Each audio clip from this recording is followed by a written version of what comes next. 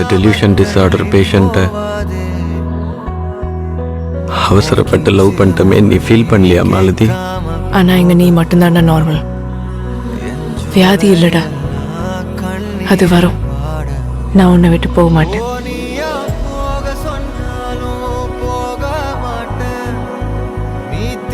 கால் try பண்ண கிடைக்கல. I all right? பயந்துட்டியா என்ன? வா.